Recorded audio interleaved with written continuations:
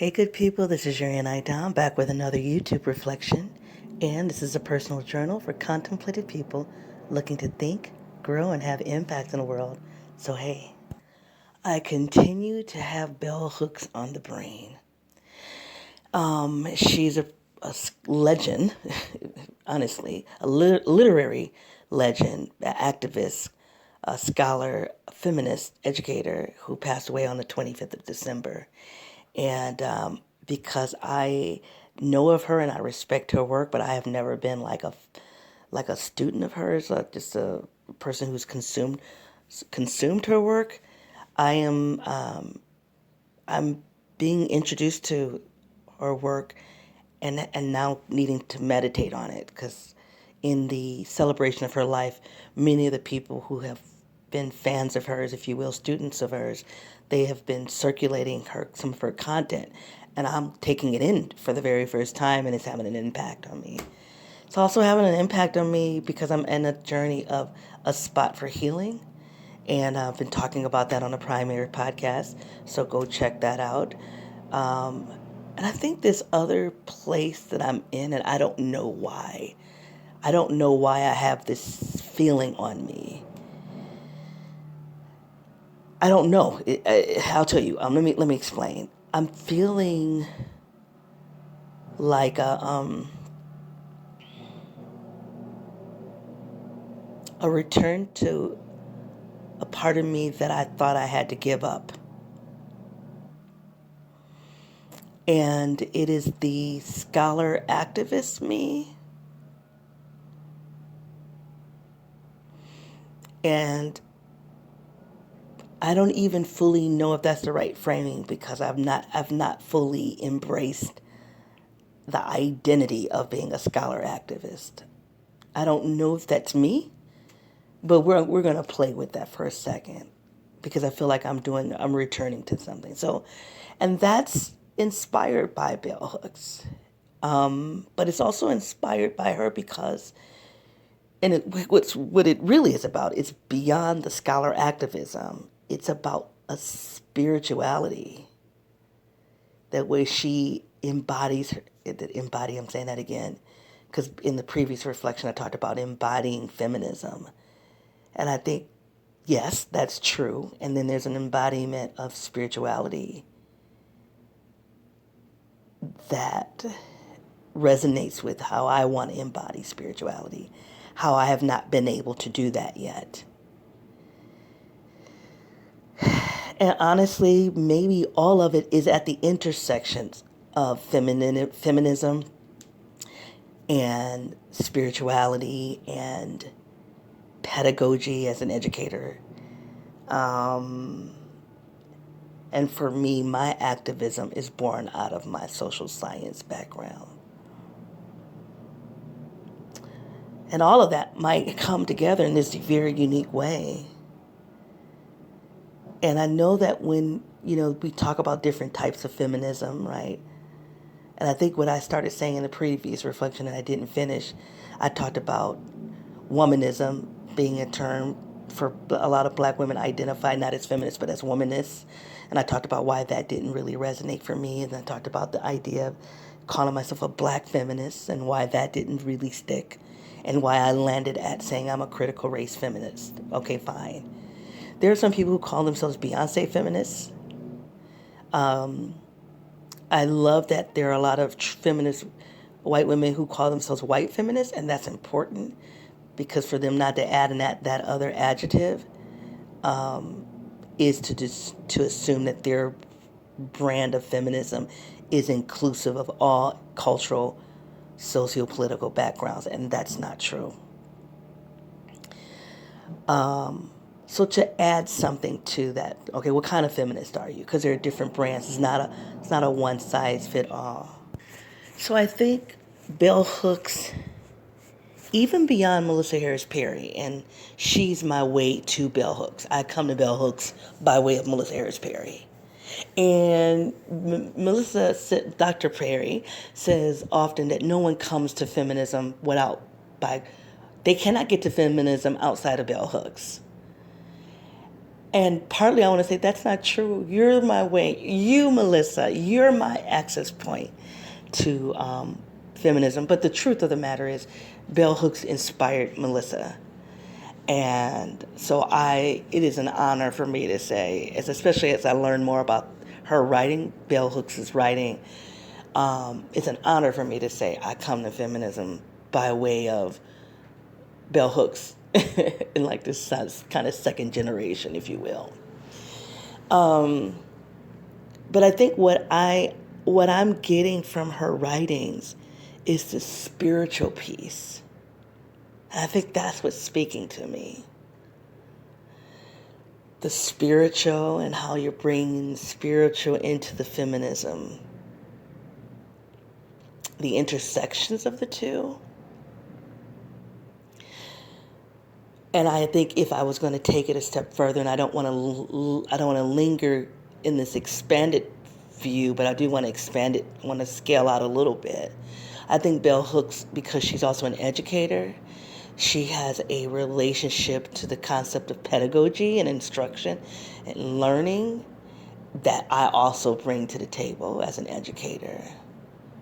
She talks about doing freedom work from the margins, or I don't know if she calls it, but she talks about to be free from the margins, to promote freedom from the margins.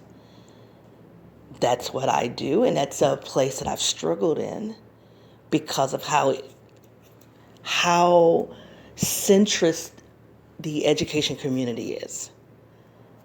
It is a centrist place, which is kind of annoying now that you have that there's this talk about doing equity work when they're really not going to do true equity work because they're not going to leave the center. Now, they might talk about people on the right, but they also are not moving to the left. You know what I mean? Which is an interesting thing. Like, there's a comfort level to criticize and critique people on the far right. But there's also no embrace, no acknowledgement of the people on the left. There's a silent critique. There's a silent distancing yourself from the left that I find that a lot of educators do because they come from a more centrist perspective. So to hear that she did this freedom work from the margins resonates deeply with me because I acknowledge where my location in the margins in multiple points. Does it mean that I don't have privileges over people who have less power than I have? No, I try to be as mindful of my power as possible, mindful of my privileges. But at the end of the day, as a non-conforming woman from a lower socioeconomic background, as a non-conforming black woman from a lower socioeconomic background and from intergenerational trauma and being an introverted intuitive, I'm in the margins. And the task of doing freedom work from the margins is not easy. It is not easy. I even think about, I've thought about this. I've thought about Jesus and I've thought about Dr. Martin Luther King in terms of how I hear their stories. And how did you go off and do that freedom work? Like, how did you have shelter? How did you have food? How did you have clothing? Like some basic questions that I've had to reestablish for myself while I was out there in the world trying to do freedom work and not understanding how to balance freedom work from the margins and the need to take care of myself structurally. You guys on my podcast have been very, very transparent, very public about the structural struggles that I've had. And I say structural, I'm talking about material, financial, as related to systems. I've been very open about that struggle. And I think that's probably what it's, and I'm going to have to start bringing closure. I think that's how I'm feeling this morning when I'm thinking about her. To know that, first of all, to know that there is a different struggle when you're doing freedom work from the margins. That's a different kind of freedom work. In my primary podcast, I did an episode, I don't want to give the name of it here, but I remember feeling so vulnerable because I was talking about my structural and financial struggles while trying to do justice work. And I felt it was really important to say that because that's part of the work. But it was hard to let people know that. So to hear that this lady committed to doing that kind of work from the margins, acknowledging doing the work from the margins is one thing, but then acknowledging it from the margins is doing the work and then acknowledging it. To me, those are two separate things. And I want to talk at some point about the praxis of thought and action. We just can't think a thing, but we also can't just take action without thinking. You have to do thinking and action. And I got that from Paulo Freire. The praxis of thought and action. You have to do both when you're doing real change work. So to do that while you're in the margins, while you aren't structurally secure, is not a small undertaking. And to find out that she was doing that is amazing. And as I was listening to Melissa talk about Dr. Perry talking about how Bell Hooks was doing this work from the margins, how she took on a job that wasn't at the level of her capacity, but was at the level that her politics, that she took a job where they weren't going to be bothered by the work that she was doing in the world. They weren't going to be bothered by the political work that she was doing in the world. And honestly, for the last 4 years, I've been trying to get to that place. The last 4 years, I've been looking for a day job so I can take care of my food, shelter, and clothing, and then I can continue to do the political work without it being in a conflict. Now, I would like to believe at one point I thought that the job I had now, even though I'm not in a position that is really allowing for my full capacity. But I'm like, well, if the trade-off of me operating in my full capacity is now I can be politically free in the world to do the work, I can be free to do the work that I need to do in the grand scheme of things, the work that's not going to pay you, the work that extends or transcends capitalism, then that's a trade-off I'm willing to take. It is absolutely a trade-off I'm willing to take. But I'm just 5 months into this thing, and we don't know yet. We don't know. So we don't know. I won't know until I know.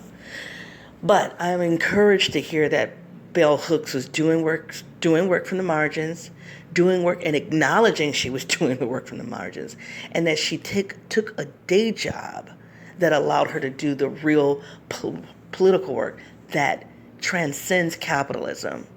I'm encouraged by that today. I'm encouraged, I'm inspired, I'm even ignited by that reality because I have parked that. Now, I parked some of it for the past 2 years, but I didn't park all of it. But as of August, I parked all of my political work, my public work. And today, because of her, I'm like, no, we're going to have to figure out how to come back to it and figure out how. I don't know how I'm going to be able to do that with the current job, but I'm going to think about it. So being free and doing freedom work from the margins is a thing.